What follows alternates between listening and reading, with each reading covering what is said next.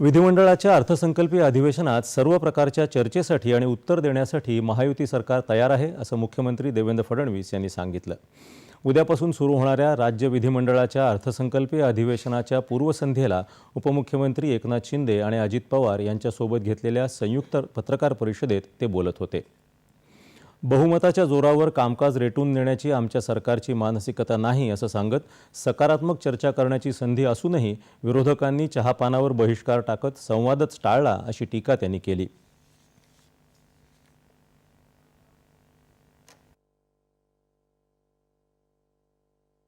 आम्ही कुठेही अधिवेशन आटपून टाकावं अशा मानसिकतेत न राहता त्या ठिकाणी नीट 4 आठवड्याचं अधिवेशन हे आपण आयोजित केलं आहे।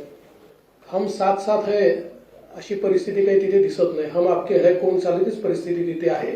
आता त्यांना ही संधी होती, जेव्हा नवीन सरकार बनतं त्यावेळी पहिल्या अधिवेशनाला बाबा एक सकारात्मक चर्चा आपण करूया अशा प्रकारची संधी होती। त्यांनी संवाद स्थापित करावा असं आपल्या पत्रकार परिषदेत म्हटलं, पण संवादाचं सगळ्यात मोठं माध्यम जे होतं, आम्ही त्यांना चहापानाला निमंत्रित केलं होतं, म्हणजे संवादालाच निमंत्रित केलं होतं, पण त्याच संवादावर त्यांनी बहिष्कार टाकला। महाविकास आघाडीमध्ये सगळे घटक पक्ष एकत्र आहेत अशी स्थिती नाही असं सांगत आजच्या पत्रकार परिषदेतही मोठ्या नेत्यांच्या अनुपस्थितीकडे त्यांनी लक्ष वेधलं। विरोधकांनी सरकारला दिलेलं 9 पानी पत्र केवळ वर्तमानपत्रांमधील बातम्यांवर आधारित आहे। या प्रत्येक बातमीवर सरकारनं खुलासा केला असून सरकार अधिवेशनात उत्तर देण्यास तयार आहे असंही ते म्हणाले। तत्कालीन मुख्यमंत्री एकनाथ शिंदे यांनी घेतलेल्या निर्णयांना स्थगिती दिल्याच्या बातम्या चुकीच्या असल्याचं त्यांनी स्पष्ट केलं। संतुलित अर्थसंकल्प मांडण्याचा सरकारचा प्रयत्न असेल असं फडणवीस म्हणाले। महापुरुषांचा अपमान करणाऱ्यांची गय केली जाणार नाही, त्यांच्यावर कठोर कारवाई केली जाईल असं ते म्हणाले। बहुमतामुळे महायुती सरकारची जबाबदारी वाढली आहे असं सांगत विरोधकांनी कामकाजात सहभाग घेऊन समाज घटकांचे प्रश्न मांडावेत असं एकनाथ शिंदे यांनी यावेळी बोलताना सांगितलं।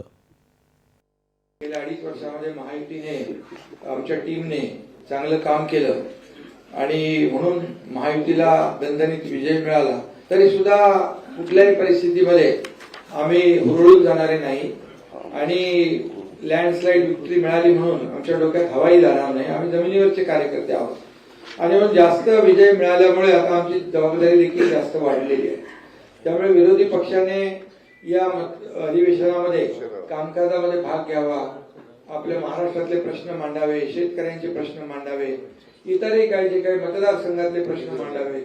त्यामुळे विकासाच्या बद्दल बोलावं, राज्याचा विकास सुरू आहे, विकासामध्ये त्यांनी सहभागी व्हावं। तेच रडगाणं गाण्यापेक्षा आमच्यासोबत विकास गाणं गावं, आम्ही त्यांचं स्वागत करू।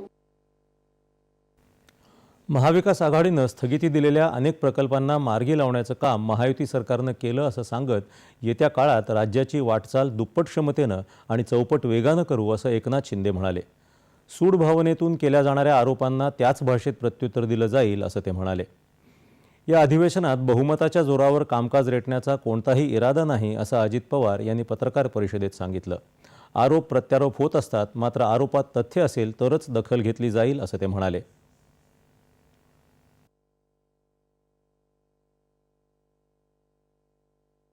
आमची प्रत्येक गोष्टीला उत्तर देण्याची तयारी आहे। आम्ही कुठलाही त्याच्यामध्ये आमचं प्रचंड बहुमत आहे, 237-38 आमदारांचं, म्हणजे फक्त साधारण 50 आमदार समोर विरोधी पक्षाकडे आहेत। म्हणून बहुमताच्या जोरावर कामकाज रेटायचं हे अजिबात आम्ही करणार नाही, आमचा तो इरादा पण नाही। आम्ही त्याच्यामुळे अधिवेशन 4 आठवड्याचं ठेवलेलं आहे। आता आरोप प्रत्यारोप होत असतात, आरोपात तथ्य असेल तर जरूर त्याची दखल घेतली जाईल, परंतु कारण नसताना विरोधाला विरोध करायचा म्हणून जर आरोप केले गेलेले असले तरी त्याला किती महत्त्व द्यायचं हे पण तशा पद्धतीने ठरवलं जाईल। अधिवेशनाच्या पूर्वसंध्येला सरकारनं चहापानाचा कार्यक्रम आयोजित केला होता। 26 मार्चपर्यंत चालणाऱ्या या अधिवेशनात 10 मार्चला राज्याचा अर्थसंकल्प विधिमंडळाच्या दोन्ही सभागृहात मांडण्यात येणार आहे।